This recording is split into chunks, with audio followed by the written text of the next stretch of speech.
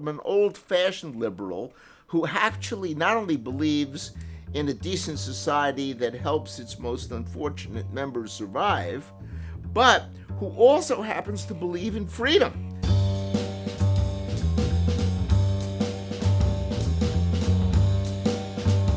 My name is Harvey Silverglate.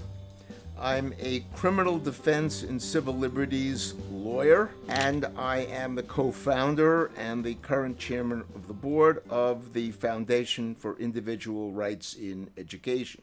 Having been born and raised in Brooklyn, I had a natural inclination toward free speech. You know, we really used to say on the streets of Brooklyn, sticks and stones will break my bones, but names will never harm me. And we actually believed it. From a very young age, I was brought up, and not so much by my parents, they were not terribly political, but the atmosphere of the block that was my world in Brooklyn, Bensonhurst. We believed in free speech.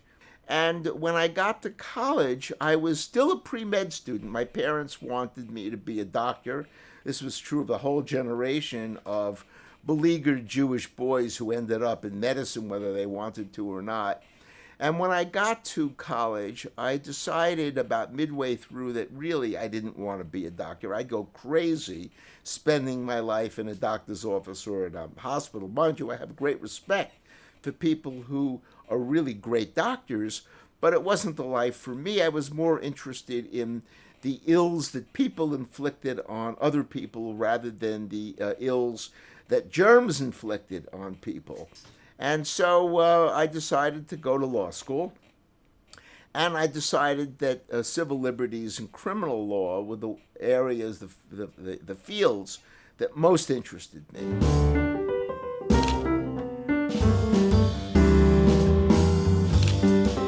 The intercom goes on, and it's my boss, Joe O'Terry, who said, "Harvey," because he was born here, he had a different accent than I did. "Harvey," he says, "I'm very busy, and there's a broad here who was supposed to interview me about some marijuana case.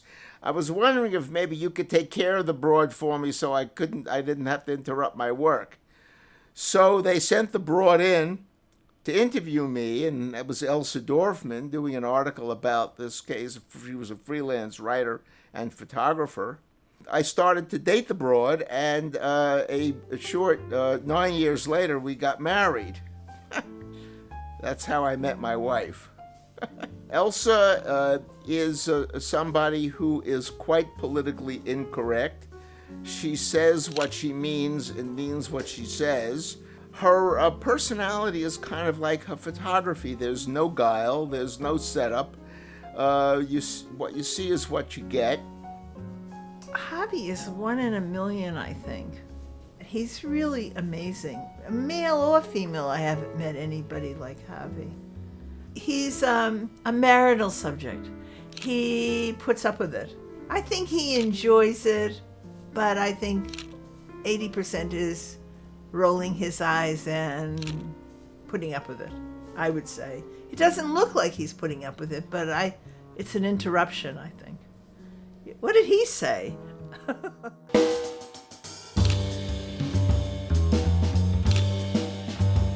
I started my career representing Vietnam War protesters. I represented groups like Students for Democratic Society, the real hardcore leftists who were being persecuted on college campuses. What I was shocked about was when these students grew up and they became professors, and they suddenly had, and administrators, suddenly I realized that they never believed in free speech. They believed in their own free speech. Suddenly they were censoring the right. I would say to any student who supports speech codes and does it in the guise of supporting, liberal or progressive values, that they're totally misguided. And if the country turned into their vision of the good country, the perfect country, they would end up eventually in the gulag, because as soon as you agree that censorship is okay as long as it's only for the thought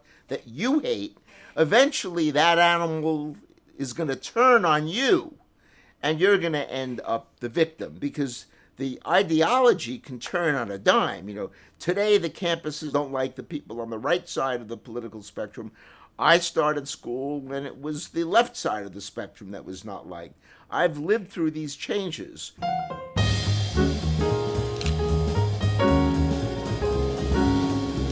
The thing that makes me laugh the most is that I am considered a right-winger by people on the academic left. Only, by the way, people on the academic left are sufficiently narrow-minded to call me a right-winger. In fact, I'm a liberal, but I'm a civil libertarian liberal. I'm an old-fashioned liberal who actually not only believes in a decent society that helps its most unfortunate members survive, but who also happens to believe in freedom, because so much of the left today doesn't believe in liberty, especially the academic left. It's really, there's something wrong with calling the academic left liberalism. They're not liberals at all. They're really, they're leftist totalitarians. Why is it when I'm representing students, so many students who are conservatives? The reason is that the campus is a very hostile, alien place for students or faculty members of conservative thought. That's the reason. I do represent students on the left from time to time when occasionally even they taste the whip of academic censorship, but more frequently my clients and campuses are conservatives, and that's only because they're the ones who are mostly victimized.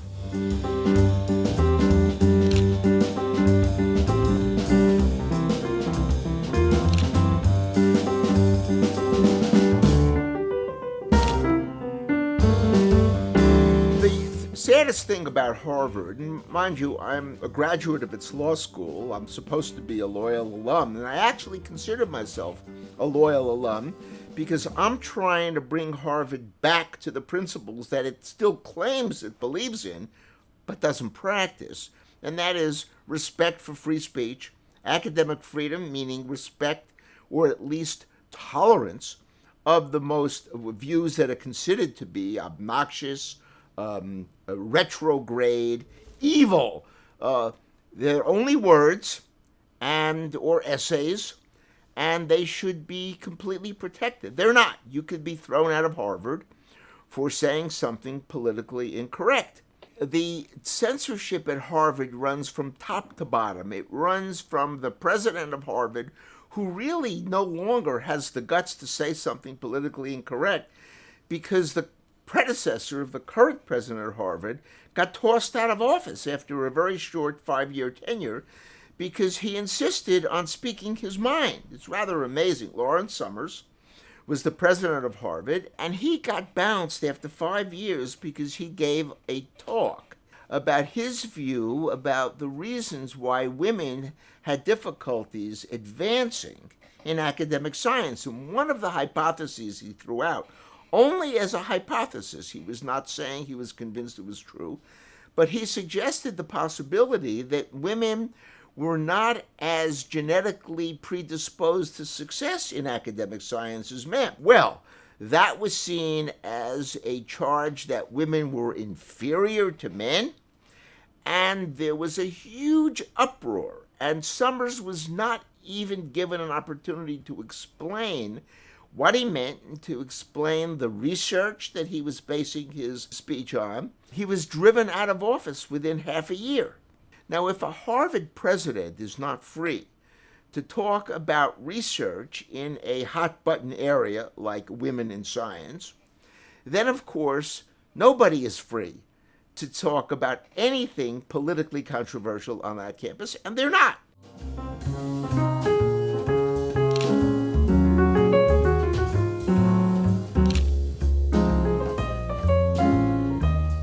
I believe that private colleges and universities, including Harvard, have a right to believe what they want, to promote whatever views it wants. If Harvard wants to be a narrow-minded institution promoting a certain way of looking at the world, a certain format of government, Harvard has the right to do that. However, I believe that Harvard also has to let the public know honestly what it is. It cannot assume the mantle of an institution devoted to academic freedom if it doesn't promote academic freedom. In other words, I think that consumers are entitled to be told the truth. I believe in truth in labeling. Harvard should simply say, okay, we've decided that we want to promote a certain kind of political philosophy, and anybody who doesn't go along with it should not be on the faculty and should not be in the student body.